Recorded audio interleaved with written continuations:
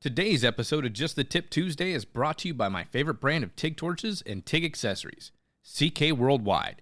They're the standard in TIG welding and the brand that I trust for all the work that I do with my business.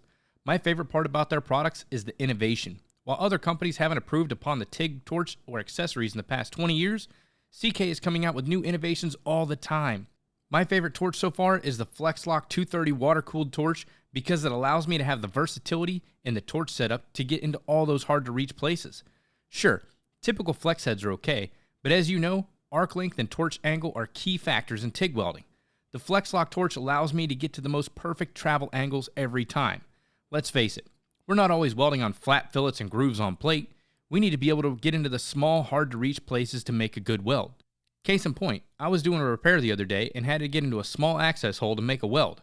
I was able to disconnect the head of my FlexLock, put the handle through the hole, and then reattach the torch head to make the weld. There's no other way I would have been able to make this weld.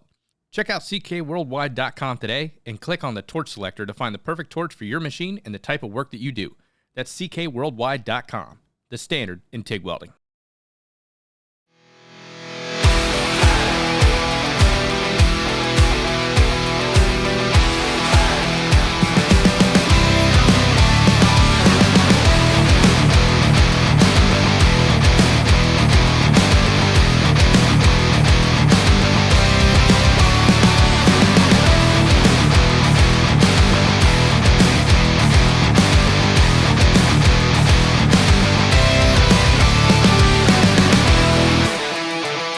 Hello everyone and welcome to the very first episode of Just the Tip Tuesday, a new segment of the Arc Junkies podcast that provides tips on all things related to welding, cutting, fabrication, and just life in general as a welder. So I figured I'd do something new going into 2022 and try and push more content to the listeners. I was kicked back one evening having a glass of whiskey and said to myself, "Self?" And I knew it was me because I recognized the sound of my own voice. I said, "Self, I want to get more information out to the listeners, but conversations in the typical episodes don't always cover everything that I want to talk about.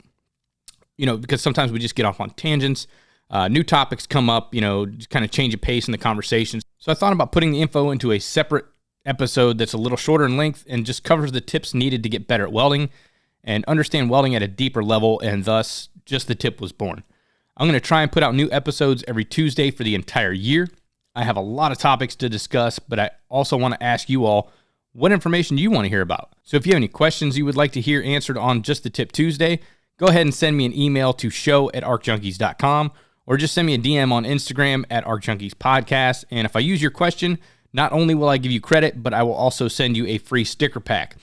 So we're just going to go ahead and jump right into it. In this week's episode, I want to talk about the biggest myth in the world of gas metal arc welding, more commonly referred to as MIG welding, and that is volts equal heat, which it does not. And I wanted to start with this topic because gas metal arc welding is one of the most common welding processes because of speed, reliability, productivity, ease of use, and the fact that, I kind of went to my distributor and I was like, hey, how much solid wire do you all sell? Well, solid wire and flux core, because this information is going to apply to both processes compared to like stick electrodes. And they're like, oh, there's no comparison. We sell way more hard wire and flux core than we do stick electrodes. So obviously that tells me that, more people are using gas metal arc welding or flux core arc welding than they are stick welding and gas tungsten arc welding. So since MIG is such a big process, I wanted to kind of get this information out there so that, the majority of people understand that your volts don't equal heat. And this is fact. This is not my opinion in any way. I actually went ahead and I pulled an excerpt from an article written by Lincoln Electric entitled Variables That Affect Weld Penetration. And this is a great article. I'll go ahead and link that in the show notes of this episode. If you want to read the full thing, there's a lot of great information in there, but I pulled out this little segment here. It says, quote, "Ironically, many welders mistakenly think that arc voltage is the main variable which affects the level of weld penetration. Voltage is oftenly improperly referred to as heat, where welders turn up the voltage, or heat, for perceived more penetration and turn down the voltage or heat for perceived less penetration. This misconception likely occurs because they see the weld bead widen out with more voltage and become more narrow and ropey with less voltage. However, the weld bead profile becomes wider or narrower with changes in voltage because the arc cone becomes wider or narrower in changes in voltage. The resulting weld penetration level with different arc voltage levels, but at the same current level, is virtually unchanged. So there you have it. What voltage is actually doing is it's making your puddle wider as we turn it up or lower as we turn it down. So once again, this is fact, it's not my opinion. The level of penetration is not affected as we increase or decrease our voltage because that is not current. Current is our amperage. Current is our heat. So that's actually controlled by wire feed speed. We're going to get into that here in a second. So where I think all this comes from, so Lincoln has their analogy with, the welder sees a wider puddle as they turn up the voltage, so they think it's getting hotter. I think the problem is a little bit more basic. So when most people learn how to weld, they learn how to weld with stick welding first. More commonly, especially if you go to a school, most schools are teaching stick welding first. And you really only have one knob to deal with. That is your amperage, right? And amperage is, by definition, an electrical characteristic. It is an electrical term, right? So we think amps, okay, that's heat. Turn this up to, whatever for whatever electrode I'm going to be working with. But when we get into gas metal arc welding, we have two knobs. Okay, we have wire feed speed, which, just thinking basically, wire feed speed controls how fast the wire comes out. That's a logical conclusion. And then the other term is voltage. Once again, it's a definition, used in electricity. So voltage must equal heat in this type of process, and that it's not right. It's not correct. Voltage is actually the electromotive force of the current. Voltage is just going to control the width of your puddle. So it's kind of like pressure. It's the pressure behind the current. So higher voltage is going to give you a wider puddle. Lower voltage is going to give you a narrower puddle. So the analogy I like to use with my student is I kind of compare it to a garden hose. So when you think of a garden hose, if we turn the garden hose on, we have water flowing through the hose. Same thing in an electrical circuit. We have current flowing through that circuit. So now if I take my thumb and I put it over the end of the garden hose, right? So there's current obviously coming out, and I apply more pressure to the end of the garden hose, what happens to the water that's coming out? It makes a much wider spraying pattern, right? So I get a much wider puddle essentially. As I take my thumb off or decrease that pressure, it gets a lot more narrower. Same current or water is flowing through that pipe. I've not affected that one way or the other. I'm just changing the force or the pressure that's coming out. So that's exactly what voltage does, is it's the electromotive force of the current. So I'm changing the pressure of that current.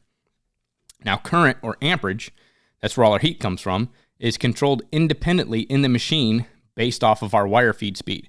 So when we set our wire feed speed for like 300 inches a minute or 400 inches a minute, it's going to yield a specific amount of amperage coming through that machine. The higher the wire feed speed, the greater the amperage is going to be. Conversely, the lower the wire feed speed, the lower the amperage.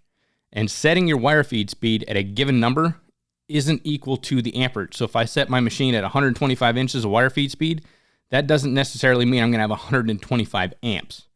Your total amps are going to be a combination of the wire feed speed plus the pressure or the voltage that's behind it. But wire feed speed will give you, it has the greatest effect on your amperage. Now here comes the tricky part. You have to have the appropriate amount of voltage for your set wire feed speed to give you the appropriate amperage for what you're trying to weld on. If you're doing 1/4 inch material, 3/8, or dropping down to 1/8 inch material, you have to have the right combination, otherwise it's not going to work right. So I'm sure many of you have pulled the trigger on your MIG gun and you're welding right along for a few seconds and all of a sudden the wire just burns right back to your tip. Let's exclude feeding issues from this equation. That means your wire feed speed is set too low for your voltage, or your voltage is set too high for your wire feed speed. So you either have to increase your wire feed speed or drop your voltage. If you know that one of those variables is correct, adjust the other. But what's going to happen is that wire is going to burn off or fuse to the tip or inside of the contact tip. And this is because the wire wants to burn off at a specific point because there isn't enough wire coming out fast enough. The wire is going to burn or melt off inside or right at the edge of that tip. And that's because the wire feed speed is too slow or your voltage is too high. Conversely, if the wire feed speed is set too high and the volts are too low, you're going to end up with, just hitting the base metal and having a big pile of hot spaghetti in front of you. And that's not what you want to do. And this is because we don't have enough voltage to push the set current into that wire. So it can't melt off correctly. So how do we get the required amperage based off of wire feed speed and voltage? And this is going to play a major key factor. If you're working off of a WPS or you're in a job shop and you got to get the right settings all the time and you're constantly working on different thicknesses of material, different types of material, different diameters of wire, amperage is going to be a key part. It's going to be a key factor. So you want to make sure that you get your amperage right. Now, most of your digital machines, they're going to show the amperage while you're welding. So if you look at the front of your gas metal arc welding setup, typically if you have the digital display, you're going to have two symbols next to it. You're going to have the symbol for wire feed speed, which is just a circle on top of a line, and then a circle right below that line. And that just basically represents the rollers with the wire going in between it. They make things very simple for us welders because we like to look at pictures. We don't like to read. At least that's my case. And then right next to that, you're going to have the letter A. So when you're setting your wire feed speed, it's going to be illuminated next to the two rollers with the line rolling through it. That tells me that I'm currently changing my wire feed speed. Now, when you pull that trigger and you start welding, that little light that used to be next to the wire feed speed is going to set right next to the A. There should be a big capital letter A on the front of your machine. Now that tells me that it's switched over from displaying wire feed speed to displaying amperage. So as you're welding, it'll display your amperage. So most machines, once you get done welding, you can look right back at the machine, and for probably 3 to 5 seconds, for most machines, it's going to blink that given amperage. So that was the amperage that you were welding at, or that was your average amperage while you were welding. So one thing you can do is run a test bead and then look at the machine and see the exact amperage and say, okay, that wasn't enough amperage. I need to increase my wire feed speed, or it was too much amperage. I gotta lower my wire feed speed. You're going to want to make your adjustments based off the amperage and the puddle size. So if the puddle seems a little cold, that means your amperage is too low. Go ahead, bump your wire feed speed up. Or if you're getting a lot of spatter, a lot of kickback and pops and stuff like that, you can increase your voltage if you know that your wire feed speed is set right where it needs to be. So you're going to want to adjust your voltage as necessary to get the appropriate bead width. You don't want anything too wide. You don't want anything too narrow. Based off the material thickness that you're welding on, try and shoot for a puddle width about that size, or whatever size fillet weld you're trying to hit. Now, things are a little bit trickier on an analog machine. So most of the times you're probably not going to have to do this. But let's say you do. Let's say you have an older machine, you're trying to follow a specific welding procedure specification, and you need to know the amperage that machine is producing. If it's that old, I would not trust the little analog dial on the front, the one that has the needle on there. That's probably not as accurate. One thing you can do is, the best thing that I've found is just get a clamp-on multimeter. And you're going to need a buddy or a coworker or somebody to help you out with this. So as you're welding, just clamp that multimeter right around the lead of your gun and have somebody watch the digital display. Go ahead, set your machine to amps for DC, clamp it on the lead of your gun, and then as you weld, it's going to display the amperage. Now, most of the time, once you get done welding, it's not going to flash, the average amperage that was going through that machine. So that's why you need to have somebody there kind of watching. They're going to be able to give you some feedback and say, hey, you're hitting 135 amps or you're hitting 145 amps. You can make your adjustments from there depending on what amperage you actually need. So if you're running test plates or you're doing code work or anything like that, definitely you want to check your amperage. Like I said, most people with analog machines, you're probably not doing code work, or you've got like a dinosaur sitting there in the shop and the company's too cheap, or they just don't have it in the budget to buy a new digital machine. That's your best alternative, is a clamp-on multimeter. Now, you cannot use a typical multimeter with the red and black leads. That's not going to work. That'll check voltage great all day long when you put those across the terminals. It's not going to check amperage because you need to be able to capture that flow, and you do that with a clamp-on multimeter. And a lot of times you can pick them up for under $90 at Amazon. I think the first one I picked up was a Fluke. It's like $90 on Amazon, and it works great. And I've done a lot of testing with it on analog machines. I've even, that's kind of how, like now that we're running an accredited testing facility, I have to verify the output on even our digital machines. So we got like brand new digital machines right out of the box.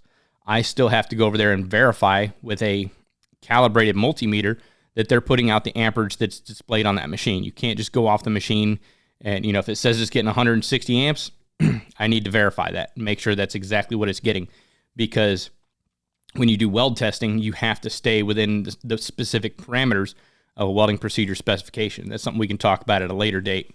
Now, the easiest way that I've found to get dialed in, especially if you're, if you're consistently working on with different diameters of filler wire, different material thickness, or different types of material, is to go get a consumables book from the manufacturer. So it doesn't matter whose wire that you're using. It doesn't matter if it's Lincoln, if it's ESAB, Hobart, Select Arc, Radnor. It doesn't matter the brand, the brand that you're using or the manufacturer. You can go on Google. Google's like become the welder's best friend nowadays. You can actually get on there and type in the specific wire and manufacturer, whatever their brand name is, like Lincoln's the L56 for most of their 70S6 wires. You can type in the exact brand that's written there right on the spool of your wire, .pdf, and it'll give you a cut sheet or a spec sheet on that wire. It's going to tell you exactly what that wire is used for. It'll tell you the gas composition you should be using. It's going to tell you your contact tip to work distance, your voltage, and wire feed speed. That's the two most important factors right there, is your voltage and your wire feed speed. And then right off to the corner, it's going to give you an approximate amperage, because these companies have already figured out where this wire performs the best at a given wire feed speed and voltage setting, and it should yield roughly X amount of amps.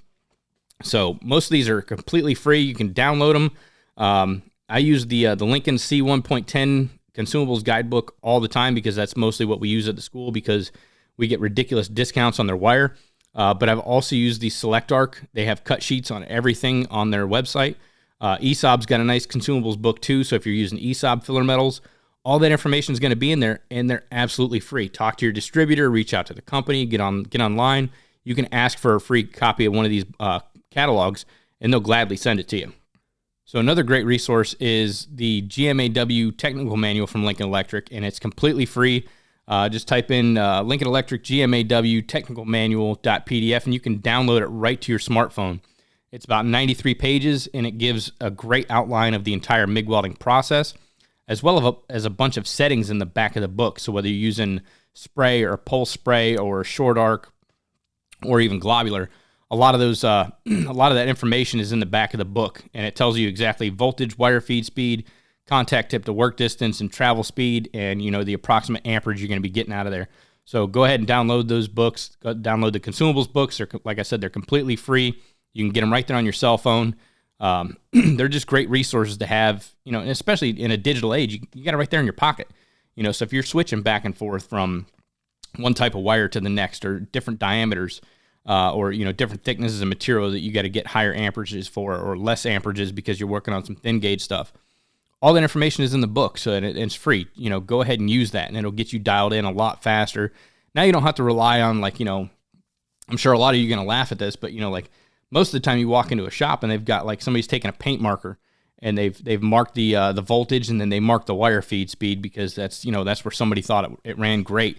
But the fact of the matter is, it may run great, on those settings for a specific diameter of wire, for a specific thickness of material, but that's not the end all be all.